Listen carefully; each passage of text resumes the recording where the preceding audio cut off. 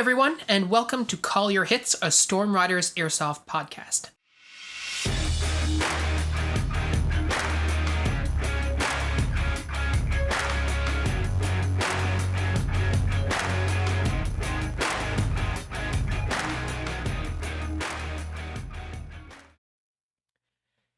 Thanks for joining us, everybody.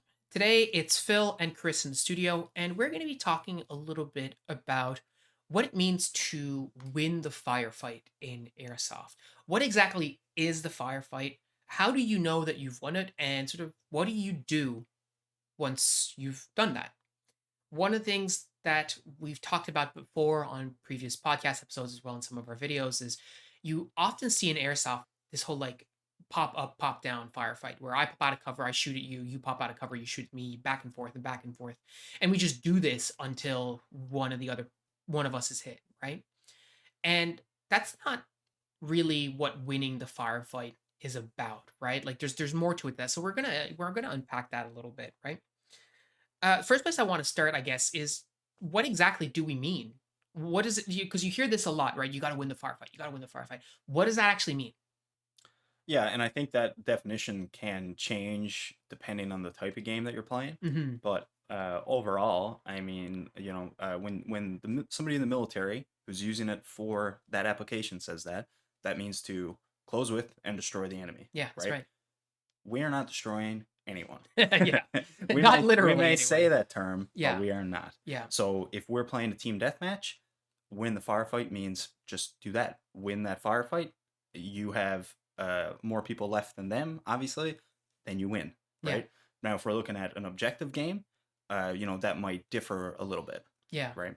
And we have engagements. Like we have engagements where we're shooting back and forth and back and forth. But like really, when we say you got to win, like so, yeah, you got to win the game. But you also need to win in terms of being able to do what it is you want on the field. Yeah. Right. So if you can shoot at your opponent and regain the initiative, right, you sort of won that firefight in the sense that you're able to then move on the field. It doesn't always mean you just got to shoot the other guy.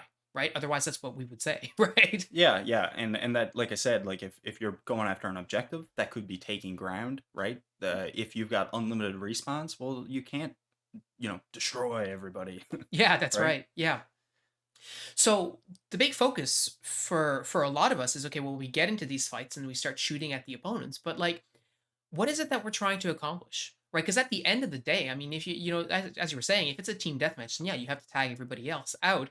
No military operation works that way, right? Like Yeah. that's not really how they roll. So you're not going to find a lot of good combat doctrine that will help you win a team deathmatch game in airsoft. Right? That just doesn't exist. It's not out there. No, and to me, that's the same as a lot of CQB tactics, a lot of all this stuff, like, a stack or whatever. This stuff only works because, in reality, when somebody's hit, they are out of the fight, Yeah. right? Whether that's wounded, whether that's killed, whatever. You don't have to worry about them anymore. So if a stack of guys rolls through a house, everybody in there is dead, it's fine. Whereas with airsoft, I mean, if I come in through the door and I shoot you and you shoot back at me and then we play the little, tag back and forth, that's very frustrating and everything. It's Yeah, not the for same sure. at all. So these tactics don't necessarily, translate exactly.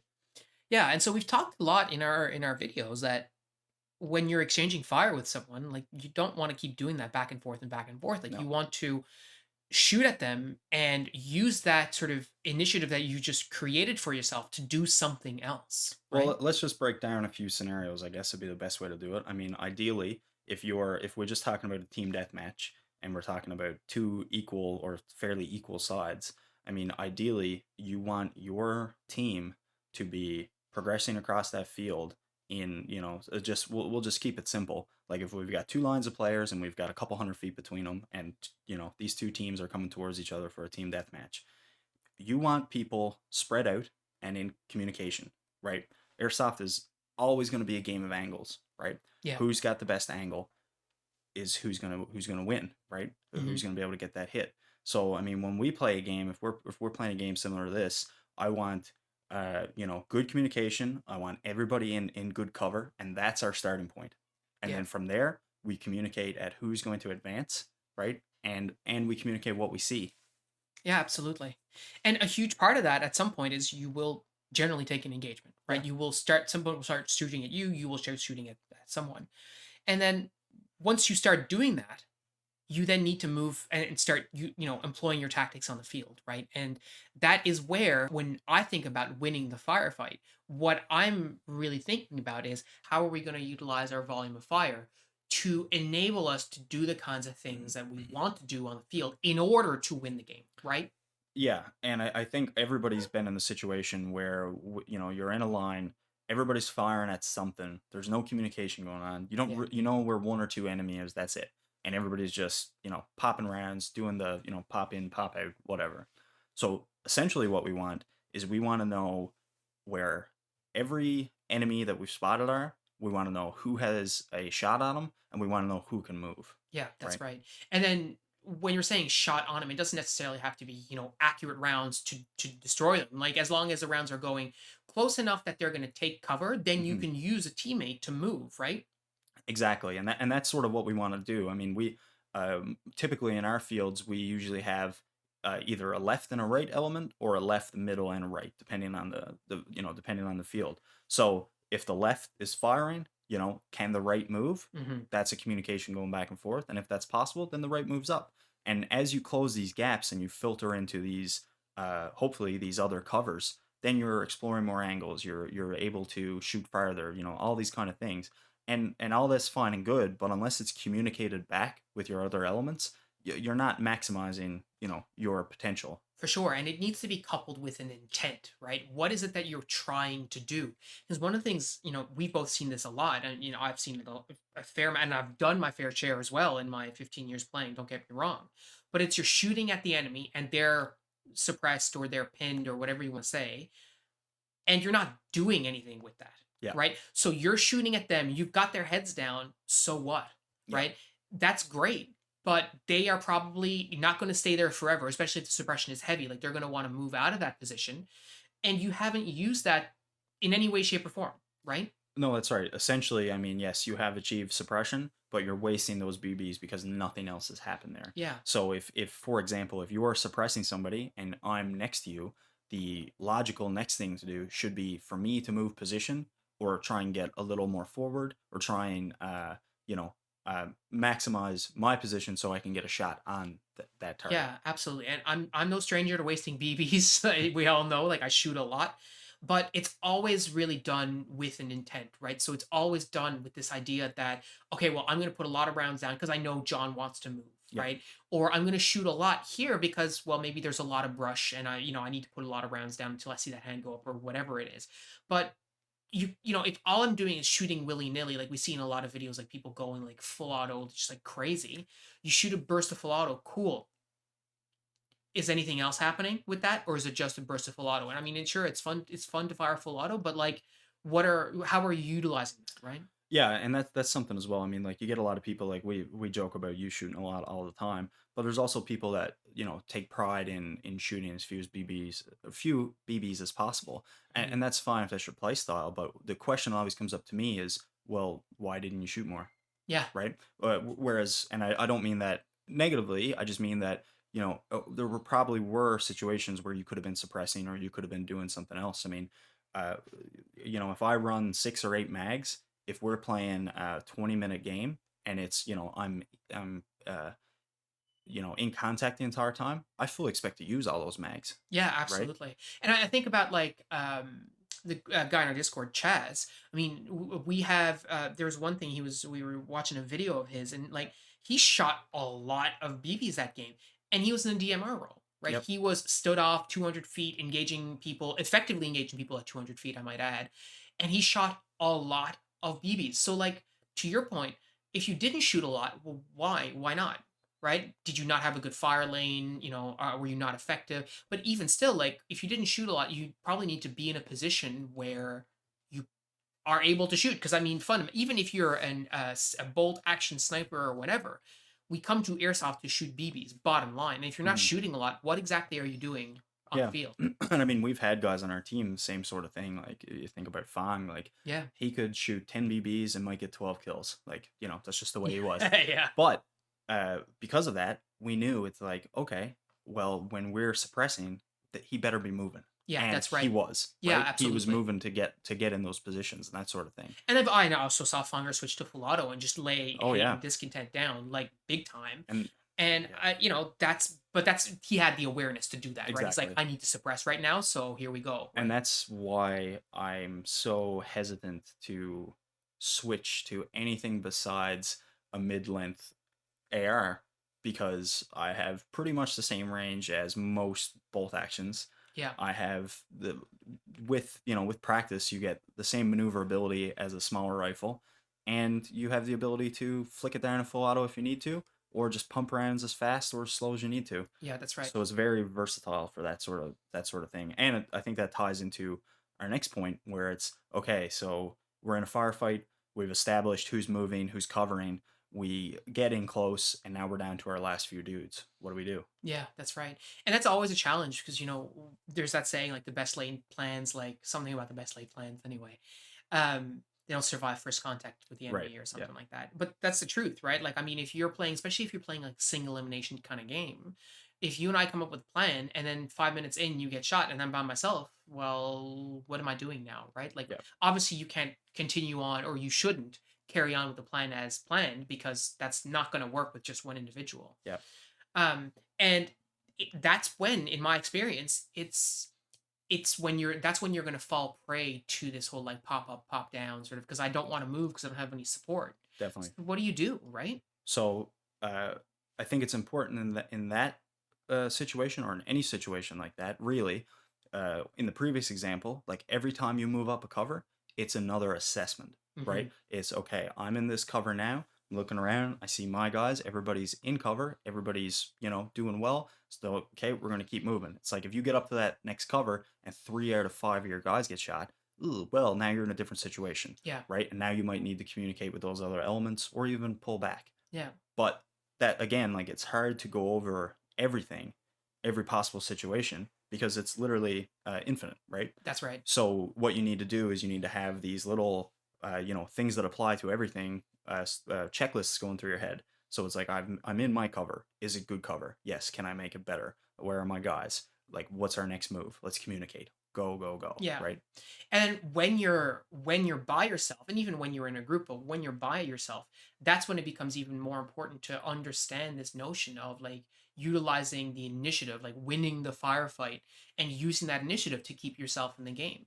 So if you're in cover and you're shooting at someone and they're suppressed, you need to move. Like you do not stay there because you can't by yourself, you can't afford that, to be stagnant like Well, that. there's been many a times that it's happened to me personally, or I've witnessed it, that there might only be one or two enemies left, and because of their movement, because of their, they're keeping the rate of fire up, the enemy or myself have no idea if there could be 10 guys there, Yeah, that's right? right. And it's happened to me. Like I know I'm the last guy on my team, and I'm just going to engage and move and keep maximizing the potential of the area I'm in, and I've won, Yeah. right? Because it's all about keeping that momentum going. And I'd say, in situations where you are being extremely aggressive, and when I say aggressive here, I mean, you're shooting a lot, you're moving, you're providing your own cover fire. Mhm.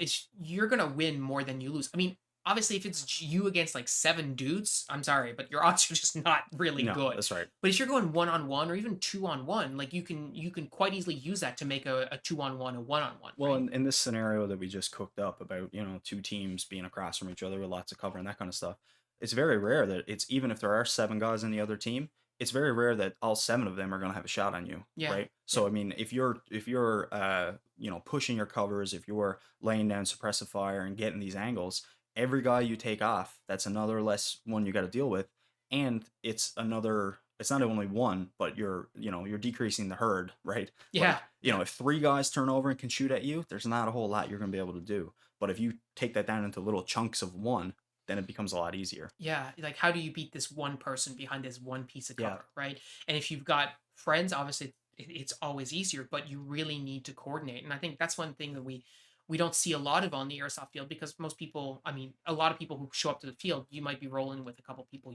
but definitely. you don't necessarily have that sort of practice of the same way that you and Fong or you and Matt when you guys were playing together, like you just knew, right? That's rare. You don't see that a whole lot. Well, and the other thing is with that is, I mean, if there was 6 or 7 of us and we were full decked out with our long rifles and our radios and everything, well, uh, to a point, it became just a game of, okay, we got to do these 3 things and we win. It's Mhm. like somebody get on the left, somebody get on the right, somebody get in the middle. We slowly move up. We're calling out on the radio exactly where everybody that we see are. We're suppressing them until somebody can get a shot, and it's just bang, bang, bang, Yeah, right? absolutely.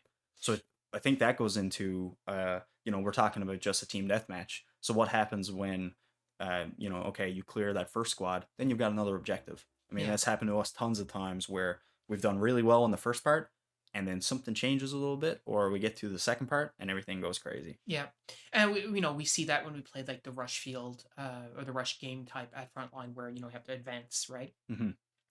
And we do pretty well that first part, and that middle part, like in deep trees and stuff, and so we get bogged down there, and then it's the big old open D-Day field, Yep, which we have no real trouble with, generally speaking, right?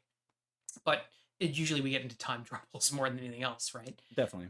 And a lot of that comes down to when you're in deep brush, deep cover, like it becomes harder to move, right? And um, it's a challenge. Like even providing your own cover fire becomes a lot less certain because you don't know where anybody is, right? Yeah, and that's not to say, I mean, all these this advice or sort of tactics that we're talking about. I mean, this is not going to make you invincible, Yeah, right? obviously. I mean, anything can happen. Like we've had games where as soon as the whistle blows, a BB comes in and hits us from like 250 feet. It's like, where did that come from? I don't know, but I'm out, Yeah, right? that's Like, right. Yeah, okay, good luck, guys, yeah, right? Uh, so just keep that in mind. But it's all these little things that is going to help you. If it helps you get hit less once per day, well, then that could be huge, yeah, right? absolutely. And I mean, I think it's worth noting. I mean, they talk about that in, obviously we're not drawing any parallels to what real soldiers do, but you can do everything right and still lose, right? Yes. That's just the way things go, Yeah. right? Like Tupac said, like that's just the way it is, right?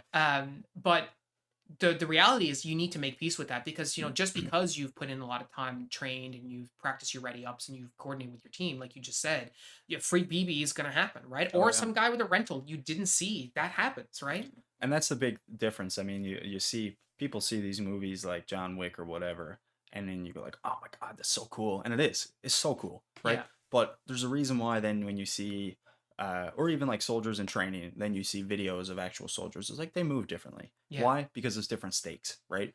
The John Wick is choreographed, yeah, right? that's They right. know where everything is. All it takes is one dude that's laying down instead of being standing up, and that's it. Game over, right? Hmm. And so it's the same thing in airsoft. I mean, you can take all these precautions, you can be, as safe or as skilled as you want. And all it takes is one little mistake. Could not even be a mistake, really. Yeah, Right. yeah. And that's it. And then in those cases, I mean, the only thing you have to fall back on is your fundamentals, Yep. right? Like you gotta, as the saying goes, you gotta trust the process, right? So you take the time to work with your team and you take the time to understand that what you need to do on the field is, as we always say, like shoot, move, communicate. But like you need to shoot at the enemy to fix them in place so you can maneuver on the field and get the advantage and win. And some days we do that better than others, but you need to sort of trust that process, right? Yeah. And I think that's misleading as well. Shoot, move, communicate, because really it's probably communicate, move, communicate, communicate, shoot, right? Like it's Yes. it's Yeah. very there's no real recipe to it, but it's the same as like to touch on what you just said again, like the same every time you press a cover, every time you do any of these things, there should be a little checklist that goes through, right? And it's like, are you meeting all these things? Are you maxing out what's available to you? Yeah, absolutely. You know, we said at the start, like it's not just about like okay winning the firefight, but it's like what you do after. And I think we've touched on that a fair amount. Like you do need to have a plan. Like when you're shooting at someone, let's say you do hit that player. Have you thought about what you're going to do? Yeah, Right? that's right. Like I've had games like I mean one game that we played where we're engaging a target. I know there's a guy to our left. I'm like, okay, you're like, hey, I gotta do I'm like, hang on, I'll be right back. I go off to the left, I shoot that guy and I run right back. Like my plan was go over there, shoot that guy, come back. Done. So I went over there, shot that guy, and then I knew that my next thing is come back. Right? If I went over there and I just shot him, I'm like, cool, now what?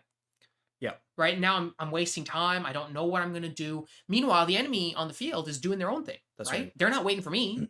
And you see that a lot with if you're playing that pop in pop out game with somebody, and then okay, you tag them, cool, then you do nothing, then another guy comes in that spot. Yes, And then yeah, it's like, dude, well, shit, I'm in the same position again playing this tag game, yeah, right?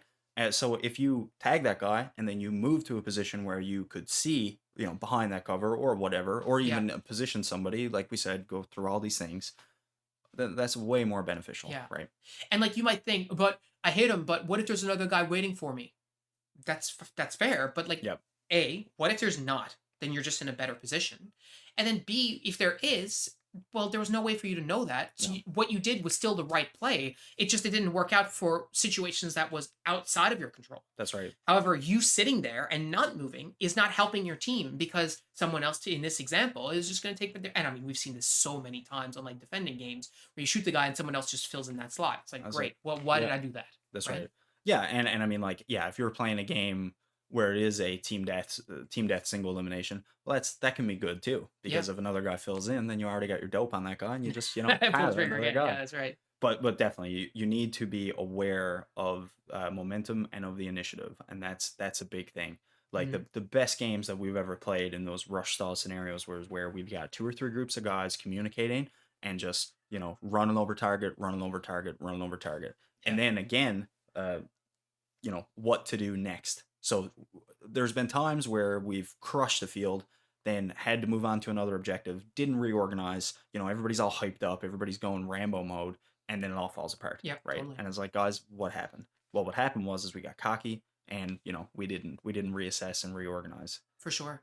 And that's fine. You could be listening to this and be like, well, that's fine, Phil and Chris, but you guys are on a team. Like, how am I going to do that with a bunch of randoms?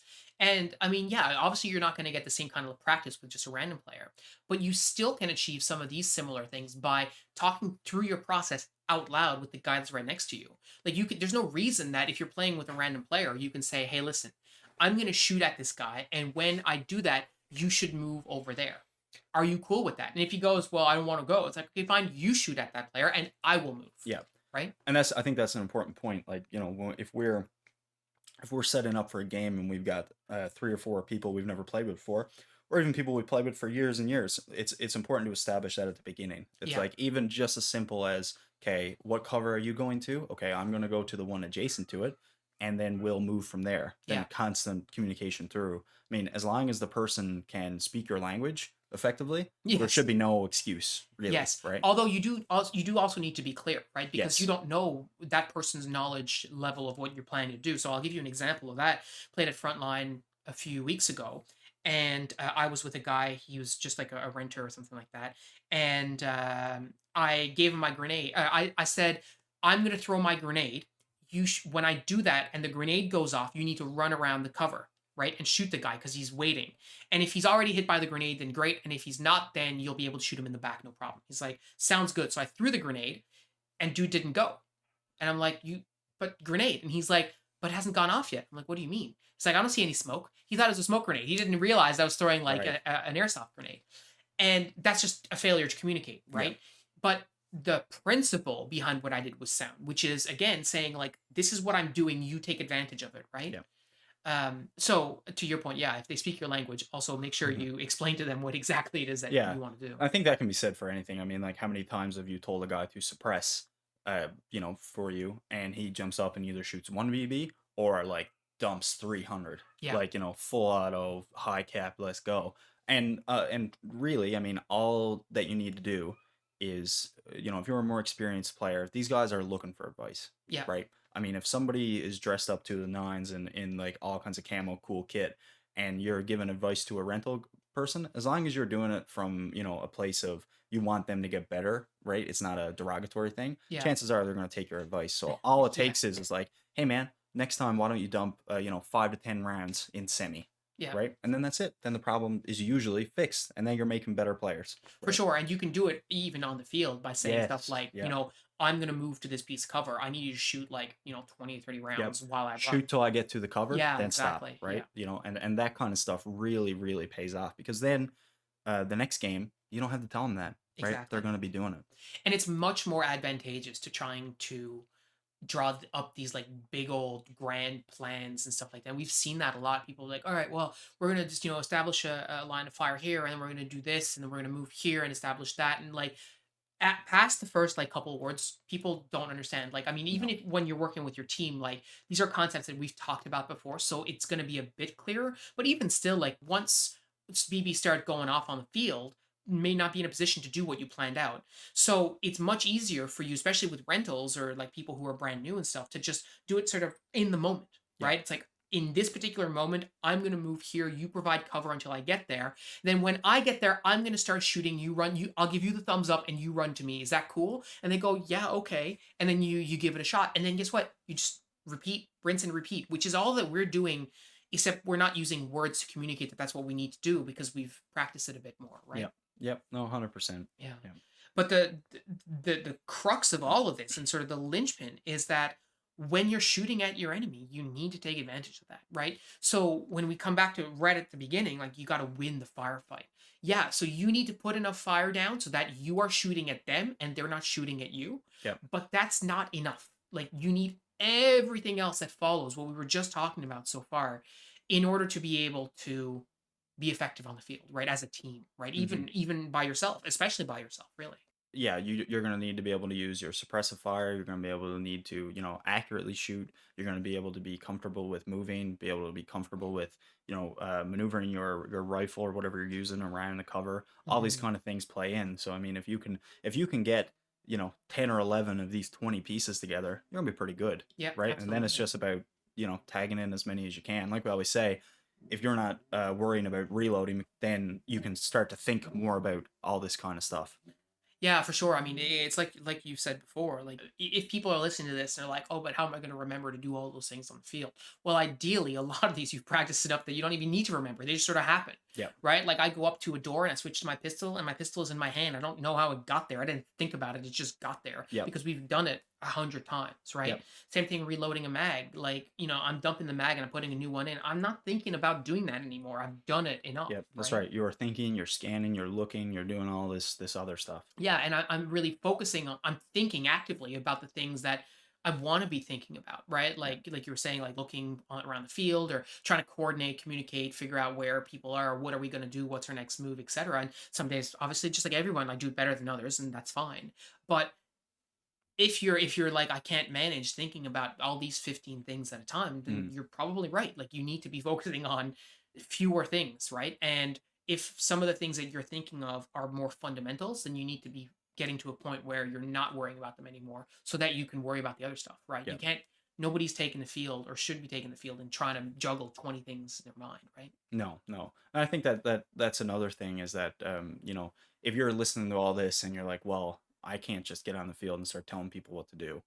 Right? No, you can't because nobody's gonna necessarily listen to Yeah, you. yeah, that's There's right. no, well, at least not for where we are. There's no ranking structure. You're Yeah. not legally obligated to follow anybody. Yeah. But listen, from experience, I mean, if you get on the field and you're being actively helpful, and it doesn't matter if there's an established rank structure or not, people will respond to that. Yeah, Right? I agree. People are looking for. You may be sitting there thinking like, "Oh, I wish somebody would speak up." Everybody's thinking the same thing usually, right? Yeah. So I mean, and what really works is once this stuff and this stuff does work, it's like, but once people see it work, then they want to join in, right? Yeah. Yeah. And I mean, we've seen that how many times in the years and years that we've been playing, we've seen it a lot, right? Like you see a lot of younger players. I think about like Elizabeth and her crew who play at Hmm. frontline. Like they really paid attention when we were doing some like training sessions and stuff like that, and they seemed to really listen to what some of the things that we're saying. And so now when we hit the field, like they're forces to be reckoned with. Like in Oh terms yeah. of personal skills, you can't beat them. Now it doesn't hurt that they play like 3 times a week, but like I was actually impressed the other day. One of their guys was playing, and I could have sworn I saw Cal on the field, like the way Mm. that they were manipulating their rifle and all this kind of stuff, right? And it pays off. It really does, right? And it, Yep. it works. It's why we do it, right? And that's why we've been able to improve as quickly as we have is because we are really critical and we can focus on knocking these things down, right? These are personal skills, right? Yeah, This is something to work into just the same as you work in a reload, except you've got to be mindful of it on the field. You can think about it all day sitting in your room, right? But different than the reload, you can't practice it at home. yeah, it's something you really need to take away for yourself when you think about and you're doing your own like sort of actions about like after a game, like what went well and so on and so forth. And um, you need to be able to look at yourself and say, like, did I do as well as I wanted to? Like, did I shoot at the enemy? Did I win the firefight? And then I do anything with it, right? Did I actually either move myself or get a teammate to move while I was doing that? And if the answer is no, you're like, okay, well, next time I really want to focus on next time I'm shooting at someone, the second I start shooting, I'm moving somewhere else. I'm going somewhere else in the field, or I've already coordinated with someone so that they're going to get going as soon as I start shooting, something like that. And you might not get it the first time around, you might not get it the fifth time around, right? But eventually that will sort of start sinking itself into your to your routine, like to your process. Like you were like Chris, you were saying at the start, like when you get behind cover, you have your checklist of okay, I'm in cover, am I safe? Okay, yep. Can I be improved? Yep, okay. Well, same way. It's like, I just shot that guy. Can I move? Yep. All right, I'm gone. Or I just shot that guy. Okay, did my teammate move? No. Okay, well then he next time I shoot, he's got to go, and not waste too much time doing that, right? And then Yeah. obviously don't browbeat yourself either. Like I mean, you're gonna, like I said just now, like you might not do it the fifth time, but you will eventually get it into your process. Definitely, and I think you need to be aware of it while you're playing, and especially right after the game, right? Because if you're not aware of this stuff, then a week or two later, the game either becomes like if you had a good day, what's a positive day at airsoft. If you had a Yeah. bad day, you fixate on that negative, and it's really hard to pick out the little pieces between there. Yeah, absolutely, and that's why we like doing our after action reviews to really think about sort of what went well, and like I did in that video, and like we've talked about many times on the field, like okay, how can we do better, right? And it's not a browbeating exercise; it's really just to do it in the moment, like just in time, right? You do it after the game, and do it whether you win or lose, right? It's an important part of your should be an important part of your process. Definitely. So, guys, thank you so much for tuning in this week. A bit of a shorter episode. Hope you enjoyed it. If you like what you hear, obviously make sure to subscribe to the podcast, subscribe to the YouTube channel. And if you want to keep the conversation going with us, feel free to join us on the Discord. It's completely free. It's a great place where we have lots of good discussion about, gear and gun teching and airsoft games and just about everything else in between. So feel free to come join us. The link is in the description. And until next time, we will see you next week.